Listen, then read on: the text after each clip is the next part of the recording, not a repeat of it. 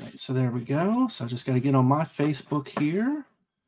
As soon as the video pops up, it'll tell me that I'm live and I can make it shareable. And it gives people a chance to kind of connect real quick and jump on. Hockey game tomorrow too, right? Yep, 2 of them. Fun stuff. All right, there we go. All right. Edit audience and public. There we go. All right, so let's give it here another about 15 seconds. Give people a chance to come on. By the way, I always drink coffee during, so. Oh, good for you. And then, of course, I realized, and of course, I'm wearing my West Virginia stuff, but then realized the shirt underneath was very Tar Heel colored, and I didn't realize it until, and I'm a Duke fan, so anything Carolina to me is like, so. Yeah. But then you see in the background, I went to Frankfurt High School, which they're Columbia and blue, so it's the only thing I wear that's anything related to North Carolina. So yeah. But anyway, well, thank you guys very much for joining us this evening. A very special Sunday evening compared to Tuesday evening episode of the Open Fields podcast. I am your host, Ryan Fields, and Ethan, our co-host, is nowhere to be found. He's actually spending some time with his family this evening, so he will not be with us. But who we do have with us, we have a very special, as I put it in the description, a very special sports power couple. Coach, former WVU coach, former WVU baseball coach Randy Mazey and his wife Amanda Mazey. Thank you guys very much for joining us this evening. When you say power couple, are we at the level like Tom Brady and Giselle, that kind of power couple? Yeah. I mean, from a West Virginia, you're a West Virginia sports power couple. How's that?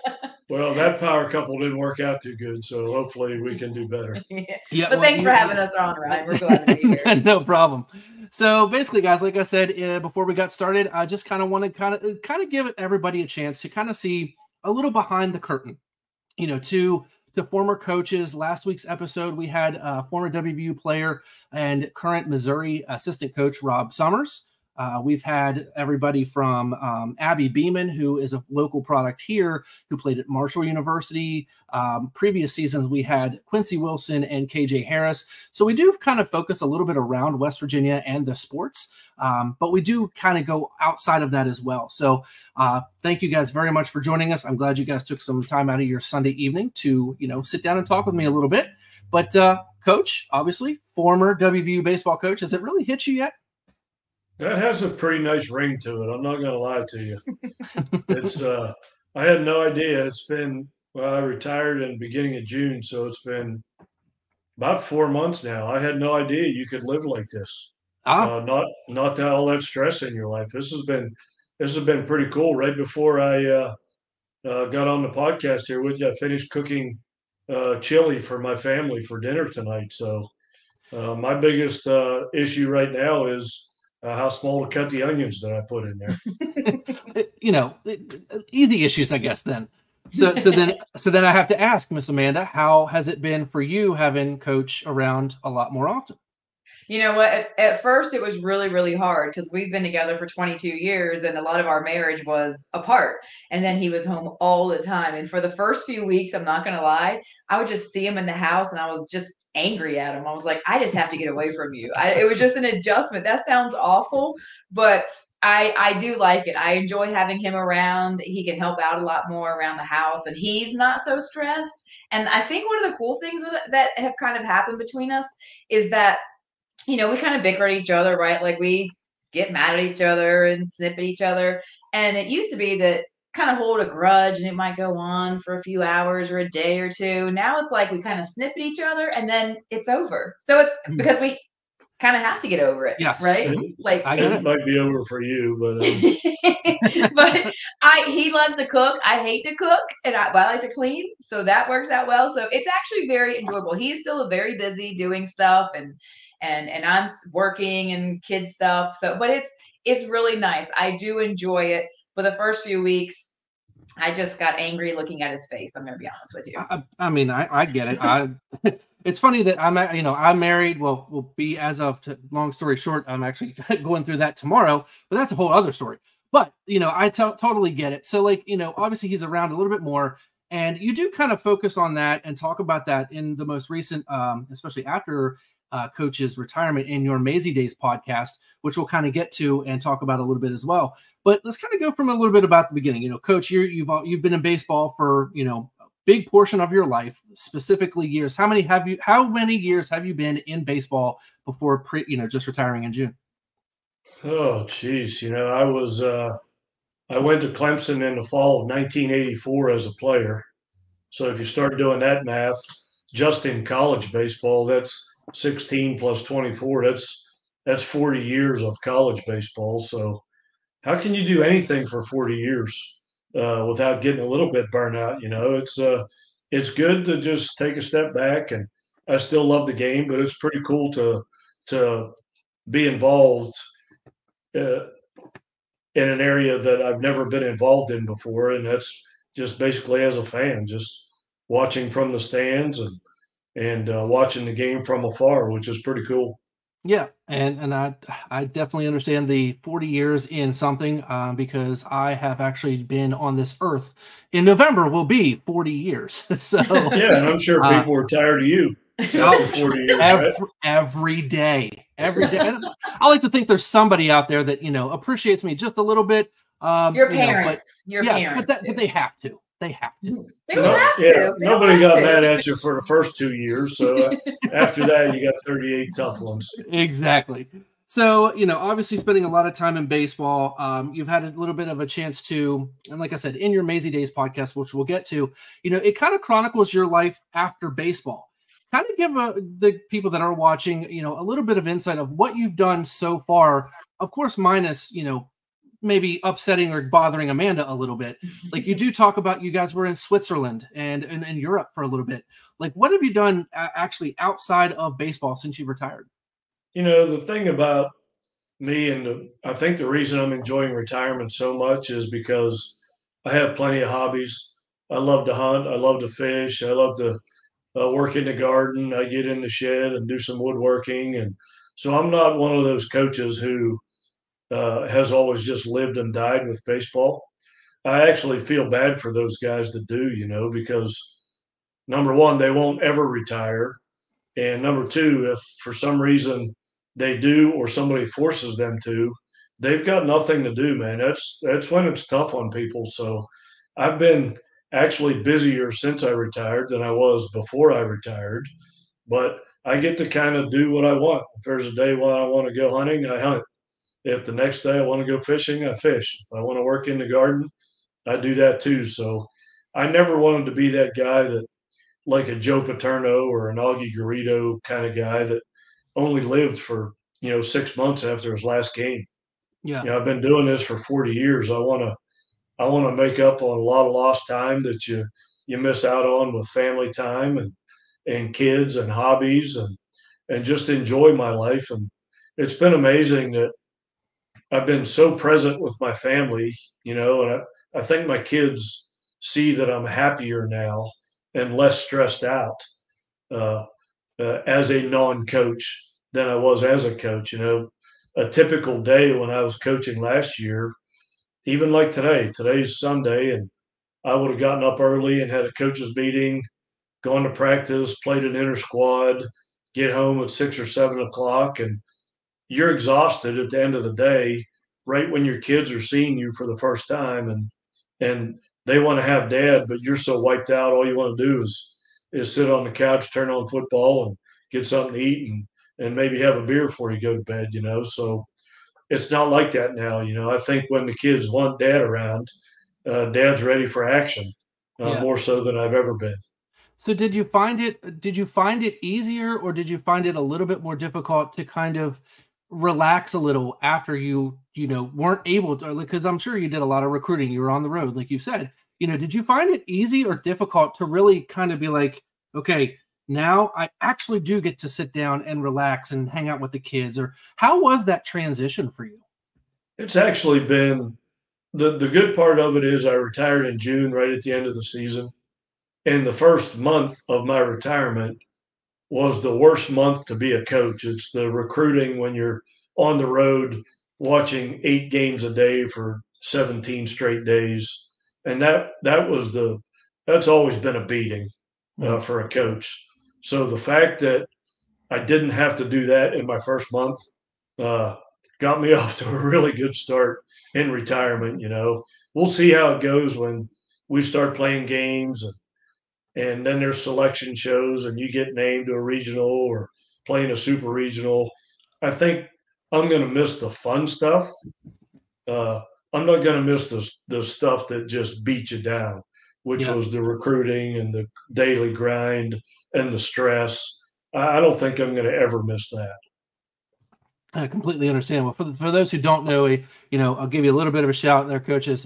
Third winningest coach in WVU baseball history. If I did my research correctly, I couldn't remember. It was like 338 career wins, somewhere around there for you. Got baseball. Well, here, I'll tell you what. So this is like the Randy Mazey shrine in here. If you hadn't noticed, like it's not, he didn't decorate this, but like I wanted to have something that all of his accolades.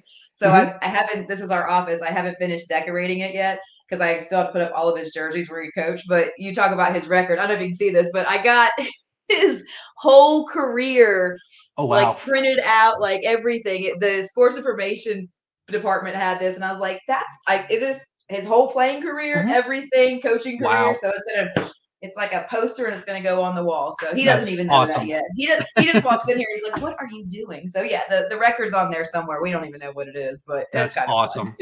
So then obviously like 573 win percentage in your time at WVU. That was something I was able to get right off the bat here. No pun intended. 336. I think I might have said 338. I was really close. So 336 wins. Again, you were there from 2013 till just this year. And as you said, you spent 40 years in the game of baseball. So, of course, Coach Van Zant was there actually when I was attending school at WVU. And you took over for him. One last question, and then we'll kind of move on to your podcast is what, now that you are done and retired, what is one thing you will take, like one positive thing from your time at WVU that you will take away that might be a little surprising to people? I mean, because you could sit here and say like, oh, we got to the super regionals this year, which is the furthest WVU baseball's ever gotten. But like that would be the typical. What's one thing that you'll take away from coaching, whether it be from WVU or just in general, that somebody might be like, oh, that's a really good thing to take away from? Yeah, I think the thing that I guess makes me a little different is you can rattle off all those accolades and wins and percentages, and be honest with you, I could care less how many games I won or what I've done in my career. All I care about is the relationships that I've made and with coaches and players, and that's what I'm going to keep doing moving forward is maintain those relationships. And I never wanted to say on my tombstone that here lies Randy Mazey and then list my career record. I mean, at the end of the day, who really cares? Yeah. Well, West Virginia fans care, I guess, but I know that. But if you spend more time worrying about relationships and doing things the right way, then you'll get the wins. And it's kind of funny when you were rattling off all that stuff that 336 wins in 40 years. I've actually won less than 10 games a year. No, that was from WVU. No, that's just I know. I'm kidding. He's trying to downplay his record. I get it. He's a very humble man, it seems. I feel like his agent sometimes. Yeah, I don't. None of that. None of those wins matter to me at all. It's just the relationships I built, seeing these kids when they have families and are really successful. That's all I care about moving forward. So the wins are the wins. The next coach will get wins, and a lot of coaches live and die by those wins, man. They think that's what makes them a good person, and I've never thought that that's what makes you a good person. Completely understand. Well, if you think of it this way, obviously, very humbled man seems, and if you look to what I would assume is your left, there's one win that you have that should be the most important. 2 kids, so you have 3 wins in life that are the most important, I would say. Your wife and your 2 kids, and that's all that should matter, right? Yeah. Yeah, there's no doubt that, obviously the people ask you, what are the 3 best days of your life? Obviously the wedding day and the birth of the 2 kids, and there's nothing even close to second, So, yeah, that's what makes me tick, and that's what I'm all about. There you go. Well, speaking of what makes you tick, obviously you do get a chance to mention in your guys' podcast called Mazey Days, how you guys met. So for those who don't know, where is it you guys met, and how did you guys come to be this, as I put earlier, West Virginia sports power couple? I'll go because I'll tell the truth. The stories are way different. I'll tell the truth. He lied. And I do have to ask about I believe it's your spaghetti later too, by the way. Is it spaghetti? Oh no, it's my garlic chicken. Garlic chicken. Garlic chicken. So kind of the backstory. When I was the weekend sports anchor at a NBC affiliate in Greenville, North Carolina called WITN. And this was the summer of 2002. And the East Carolina baseball coach had just stepped down for health reasons. And it was a Sunday night. My sports director called me and said, "Hey, what's your lead story tonight?" I'm like, "I don't know, some kind of MLB baseball. There's nothing really going on in the summer." He said, "I know who the brand new coach of East Carolina baseball is going to be." He said, "Write this down. His name is Randy Mazey. He was an assistant at East Carolina way back when. He was just at Tennessee as an assistant. He's coming here." And I'm like, okay, whatever. So I go on the air. So I literally broke the story before anybody else had it that Randy Mazey is the new head coach at East Carolina. So anyway, that's kind of how it started. And he had his press conference. I didn't go. It was my day off. Well, then I saw him out at a bar one night on a Thursday night, probably 2 months after I broke the story of him. And so I knew who he was. And we kind of eyeing each other across. And I'm like, I feel like there's a little connection, but I'm not sure. So I thought I'm going to go the work route. And so I can't get rejected. So I went up and I was like, "Hey, coach, my name's Amanda Ross. I work at WITN. I'm a sports anchor reporter. I'll be interviewing you. I just want to say hi, introduce myself, blah, blah, blah." And then here we are 22 years later. Literally the next night we went out and that was it. So that's the truth. He likes to say his story is that he saw me from across the way and he's like, "Come here." And I'm like, no, that's not. Come hither. That's not how it works. But yeah. So, but we kept our relationship secretive for a while because Greenville's a small town, kind of like Morgantown. And I wanted to keep it secretive because I didn't want to be this stereotypical female sports reporter dating the coach. So I didn't want anybody to know because I didn't want anybody looking at me going, "Oh, okay." And so for about 3 months, we wouldn't really be seen in public in Greenville unless it was a baseball game or, some kind of a work event. But we would go to Gatlinburg, Tennessee on the weekends and just kind of be a couple. We would hold hands in the streets and that kind of stuff. But then we finally came out. And because at that point I was like, okay, this is real and it's okay. But that's how it started. So how many times have you told that story? Because from Coach's reaction, just kind of glancing over, he's just like, "Yeah, I feel like I've heard this 50 million times." That's because we've been together for 22 years. So it's he gets tired of me sometimes, but that's okay. It happens. That's okay. what marriage is all about. That's so, right. So obviously from going from keeping it secret to then, of course, obviously, people knowing and being in the position that you are as, in journalism, was that difficult? Not so much. I mean, I was always able to be objective. So, if there was any kind of controversy or anything like that, then obviously they wouldn't put me on the story. But even when I would interview him then, and even up until last season, when I would interview him for ESPN Plus, I always call him Coach. I was never Randy or "Hey babe" or "Hey jerk," whatever else I call him at home. But, I'm like, "Hey Coach," and I would ask him a question. So even till last season, I always drew the line of, okay, I'm not his wife. I'm doing my job, and he's just another coach. Yeah, so you were able to really keep it, from home life to professional as best you could. Definitely understand that. Completely understand. So with that being said, obviously you guys been 22 years together, followed him to Morgantown from Greenville. How has that been? What was, I guess the easiest way to say it is with him being on the road a lot, with you being, here, there, and other places, what's really the kind of the secret that kind of, I guess, kept you guys together, and what did you guys do to really help that situation, being apart for as much as you could or would be with him traveling, coaching, and you doing other things as well? Well, I'm an only child, so I'm super independent. So I can forge my own way. I just kind of always do my own thing. So when we left East Carolina, I was 6 months pregnant with our first child, and we went to Fort Worth. So go down there. We have Weston, we have Sierra. So my kids were super young when he was an assistant at TCU, and it was just I just kind of had to make sure that I was just being a good mom first and foremost. And I just did it. If I needed to take the kids somewhere, I took them. If I had to fly somewhere, I just did it. So I'm super independent. And I think sometimes it maybe got on his nerves that I didn't depend on him more, but I said, listen, you should be glad. So I can do a lot of things around the house. I'm super handy and just kind of did it. And so he always knew, like, no matter what's going on at home, I got it. You do your thing and we'll come together. But I never wanted him to worry about what was going on at home, because he needed to focus on the other stuff. Like, this is my job. You worry about your job. We just kind of stayed in our lanes. So that was important to me, to make sure everything was running at home so he could do his job, because it's stressful enough.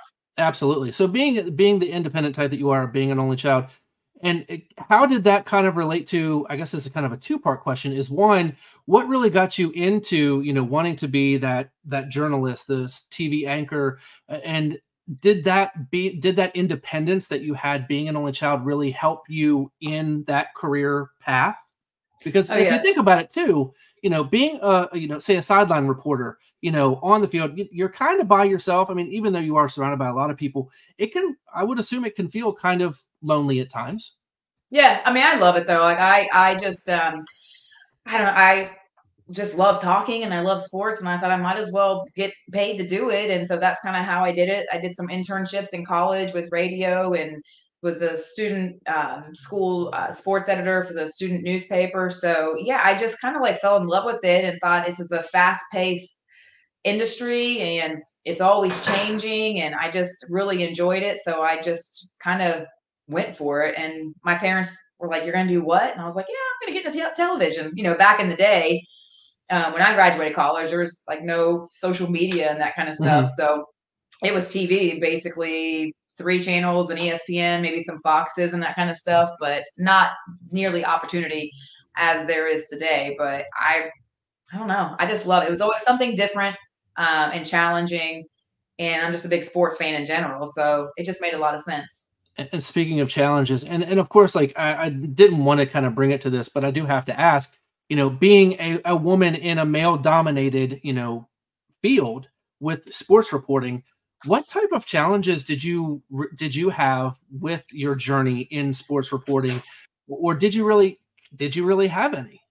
Oh yeah. I mean, there's a lot of discrimination, but my thing was always, that's your opinion and I'm just going to keep doing my job. And you can't offend me or anything like that. So, I mean, I would hear things and get catcalled when I was in locker rooms and that kind of stuff. And it's like, all right, I'm here to do a job, and it just doesn't bother me. It just always rolled off my back.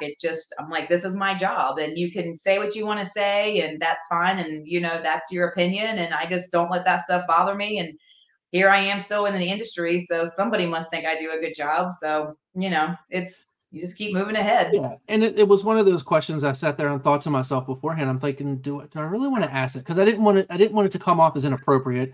But I want to ask because being a female in a male dominated position, and industry, it had to have been there. So I'm like, I feel like that might be appropriate. And I'm a big tomboy anyway, so I've always felt more comfortable around men and guys, because that was what I grew up doing. I was always the one girl on the boys sports team. So that was nothing new to me. When we're at a party, I'd rather go watch football with the guys than hang out in the kitchen with the girls.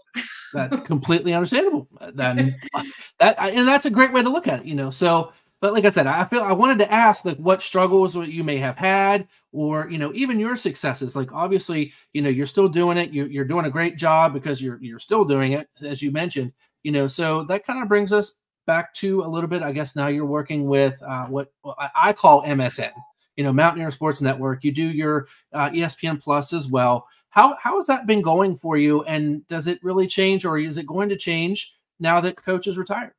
No, it's not going to change. I'm going to still keep working and give him his space. So yeah, no, I love it. I love what I do.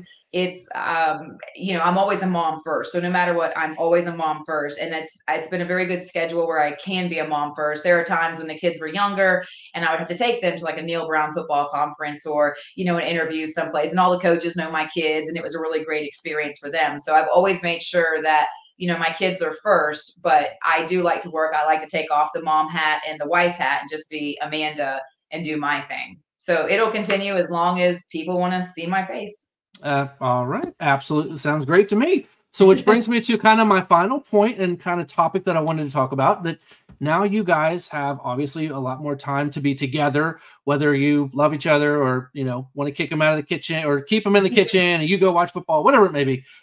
You guys do have your own podcast called Mazey Days. And if you guys have not seen it, heard it, please go check it out. You can stream it pretty much anywhere. If you Buzzsprout, I get mine from Apple Music. I'm on Spotify. Go check it out. It is kind of a more in-depth, I guess, look into the Mazey family and what they do on kind of a weekly basis. So definitely go check it out. But where did you guys get your start for Mazey Days? And did it kind of spawn from Coach being home more now, or did it really kind of when he was out still coaching? I started this spring. I started doing a show ever since I got to West Virginia. I thought the state would have wanted to have a baseball radio show because as we started having success, the state started getting on board. We had a lot more fans. ESPN Plus has been amazing for our fan base to see all of our games. So I always wanted to have a radio show because I thought the people wanted one, but they would never let me have one. So I said, well, I'll go do one on my own then. And there's a little dive bar right next to our kids' ice arena where they play hockey that I would go after practices or after their games and go sit in there and have a beer, and got to know the bartenders and some of the patrons. And I said, well, you guys want to host a show in here? I said, I'll do a weekly show in here and we'll drum up some business for you. And I'll bring some players and introduce some players to the community. And the bar actually is called Mondays, Mundys. And I said, well, let's just do Mondays at Mondays. So every Monday after a weekend series, I'd take 2 or 3 players in there, and it was a way for them to make a little bit of NIL money, a couple $100 a pop. And I would let the fans interact with the players, and I'd interact with them, and everybody's having a good time, drinking spirits and telling stories. And it just kind of took a life of its own. And once we started doing that, I thought, well, there's a lot of people around the state that would want to get behind the baseball program more in depth, but there's only 50 people out there that can come to this show. So let's try and do something where we could, statewide, let people learn a little bit more about us and the players. And so we decided to start doing a podcast, and 30, 45 minutes, we'd talk about the season and the players and tell stories. And I enjoy the heck out of it. It's a chance for me to just let loose a little bit and tell people why I do what I do, and would tell stories of the last 35 years of coaching and stuff that people just didn't know about the program and about us. And I enjoy the heck out of it. I don't know if anybody else does. I don't know how to follow and see if anybody likes it or listens to it, but I enjoy the heck out of it. So that's kind of how that all got started. If it means anything, I mean, I do. I enjoy it. So well, thank that's you. Why you're welcome. I mean, that's why I had to ask about, the garlic chicken, because I believe it. Like I said, I thought it was the spaghetti that you cooked really well, but you didn't like to cook, so you give that to Coach. So yeah, I was like, oh well, I got to bring up that because that is one thing I remember. Go ahead, you tell it. Yeah, one of our very first dates, she decided she wanted to cook for me, so I went over to her house and she made this garlic chicken dish, and the recipe called for 4 cloves of garlic. and being the cook that she is, she thought a clove was the whole ball. The whole So she put 4 of those balls in with 2 chicken breasts and served it to me. And we had just started dating, so I was trying to do my thing. So she asked me how it was. I told her it was amazing. You did the right thing. Yeah, I was just trying to make points, and do my thing. So to this day, I still taste garlic in my mouth. That's hey, garlic's healthy and it keeps the vampires away. So exactly, absolutely. So obviously, you guys have seen some success from Mazey Days, and like I said, it does kind of give you guys a chance to kind of dig a little deeper into, the Mazey family, whether it be baseball or outside of baseball. I will ask this last question: is do you guys find it, or did you find it like? Are you guys okay with kind of digging into a little bit and I guess kind of behind the curtain for the Mazey family, or do you just kind of do it like you said? You gave a chance to some players to get some extra NIL money and to learn about baseball and stuff. Like, how have you guys done or been able to kind of take away from the backside of the curtain a little bit and be more open? But having the name, as a baseball coach and someone who works in in television, because there's not a lot of people that like to talk personal side, but you guys have been very personal, so thank you. How have you guys adjusted, or do you guys have any adjustments like for doing that? I think it's come full circle. A lot of things had to fall in place for people to give a crap about Mazey Days podcast. The program had to get better. If the program wasn't any good, who would care to listen to what the coach has to say? So the fact that we've had a lot of success in the program, and Amanda and I have become very ingrained in the community and in the state. And I love going around the state speaking to groups of people. And she does her thing on TV and with ESPN Plus, putting every one of our games on TV. And I love the interviews from the dugout that they do on TV. And I try and talk to the people. Not just the announcers. I try and talk to the people of West Virginia when they're doing those interviews. So I think we've connected with this state pretty well. And I think because of that, I think the podcast works and people listen to it. And now my next venture is to hit the motivational speaking tour. I've been out a couple times talking to groups of people, and I think we have a pretty good message because, number one, we took a program that was on the brink of extinction, and now we're a top 25 program, and people are kind of curious as to know how in the world did that happen. And the other thing is the story of our son and his injury and his recovery. And when you hear that story, it's extremely inspirational. So when I get out there, I like to move people. When I'm speaking to people, I like to look at them cry a little bit. Like to look at them laugh, and I like to look at them get off their butt and do something. So I think I have a pretty good message to tell people that can help people personally and professionally. And if they're a leader or a team leader or whatever, I enjoy the heck out of doing it, and I think people get a little bit out of it. So it's all kind of intertwined with each other.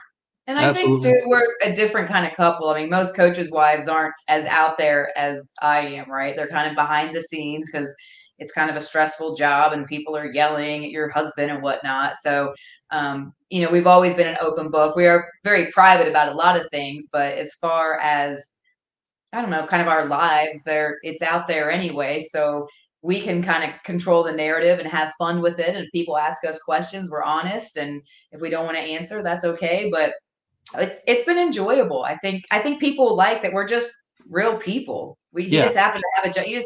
We're just regular people. We just happen to have jobs where people saw us. So, we're out there getting dirty in the garden and doing stuff just like everybody else. So yeah, and that's the fun part. Absolutely. And like I said, I feel like you guys have been very open and do seem like an open book, as you said. Growing up in this state, and obviously everybody from the state knows that, West Virginia University, and yes, you do have Marshall, you have your smaller colleges, and I understand that. But as a whole, WVU and their sports programs are really what we look at as our professional sports. We don't have one here in West Virginia. You guys know that. But, we look at West Virginia sports, and maybe it's just me, as like, celebrities growing up. And, when I grew up in the times of Coach Nealon and Coach Rodriguez in football, then you had, obviously Beeline was there when I was in school. And I don't know why I'm blanking on a coach from basketball. And I hate Huggins. myself. Huggins, before Huggins, and I'm a big sports guy. I love stats, and I'm thinking like I can picture them. And it'll kill me afterwards, to be like, oh, that's what it was, but when you see, and especially the players, when I was in school and I saw Pat White and I saw Pat McAfee, and I even looked at those guys as like, oh, wow, these are the guys I idolize, and these are the guys who grew up watching and things like that, and even as you, Coach Mazey, like, you are still kind of maybe on a pedestal. So it's really neat to be able to sit down and talk to you and see from an aspect, I guess, that even though technically you are behind a camera, but it's more personable behind that camera. You're talking with me and not to me, if that makes sense. So that's been really enjoyable. So thank you guys very much for that. So, from, I guess, my last question to let you guys go, because we're about where you guys wanted to be time-wise, and I'm okay with that. You guys got a life, and I want you guys to enjoy the rest of your evening. And have you had dinner yet? And if so, who cooked? That was not my last question. I just had to ask this one. Because you said you just got done cooking, right, Coach? Right before we got on here? What did you make? I made some venison chili. That sounds really good. I've got a contest going on with one of my next door neighbors. We're going to have a chili cook-off here in the next couple of weeks, and I had to practice tonight just to get it just about right before I enter the cook-off. Gotcha. So I guess to finish everything up, again, thank you guys very much for joining me this evening, taking time out of your evening, whether it be Sunday night, Tuesday night, Friday night, whatever. I'm very appreciative. Thank you so very much. And allowing, even the handful of people that do and did watch, to kind of see a little behind the scenes of the Mazey family. So with that being said, where do the Mazeys go from here, going forward? I mean, obviously you're going to still work, Amanda. I get that. Coach is going to relax. Coach is going to go hunt whenever he wants to hunt. He's going to go fish whenever he wants to fish. He's going to motivational speak whenever he gets the opportunity, which, by the way, I did notice that you have a new phrase, I think, Coach. I think it's from the Mazey Day podcast where you guys were talking about motivational speaking, is that'd be cool. I caught that. You use that a lot. And I wanted to put that on a T-shirt. But you do say that all the time. That'd be cool. That'd be cool. And he says it just like that. That'd be cool. Now he's gonna watch himself like, damn it, I do say that. You said that. Yeah, if you made a T-shirt like that, you know what I'd think? That'd be cool. See? Hey, there you go. We love it here. Our son is a senior at Morgantown High. Our daughter's a junior, so they're still in school here. Our son's going to play baseball here. I think our daughter's probably going to go to WVU. So we're not going anywhere anytime soon. And people thought, oh, you guys are going to leave. Where are you going to go? And I thought, this is our home now. Like, this is our home. Like, we love it here. We love the state. We love the area. We love our friends. Like, this is where all of our friends are. Who have become our family. When you're like in a coaching profession, your friends and your other fellow coaches and their families become your family. So we honestly love this state, and I can't imagine going anywhere else. Absolutely. And like I said, I very much appreciate you guys taking your time. And, it was great that, to get a chance to sit down and talk with you guys.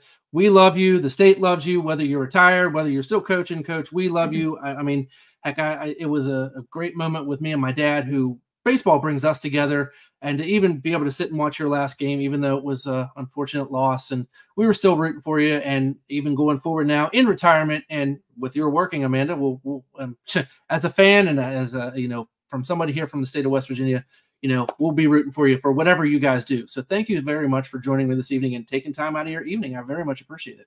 Absolutely. Thanks for Yeah. having Thank us. you for having us. No problem. Well, I really do. If you do get that motivational speaking job, coach, wherever it is, I'll go watch it or I'll listen to it, or heck, I might even help you try to get that job wherever it may be. You got a question? Yeah. I'll talk to people. I know some people, not a lot, but I know some people. Yeah. So Be careful what you ask for. I might actually take you up on that. hey, and if the next time I'm in town, because I do frequent Morgantown a lot. Like I said, I spent a lot of time in college there. Maybe it's a little embarrassing, but I was in and out of college myself, and not for good reasons. That's Go all to right. class You live one and learn. year. I was a professional student, absolutely. So, but if anytime you guys are available, I'll even buy the first round. So I That sounds appreciate good. you. I appreciate you guys very much. And again, thank you guys for watching this evening. Again, thank you to the Mazeys, and I very much appreciate you guys taking time out of your evening. And I look forward to catching up with you guys very soon. Yes, sir. Thank you. Thanks, Ryan. Thank you guys. Have a great evening, and we'll see you guys very soon. Have a good night. Okay.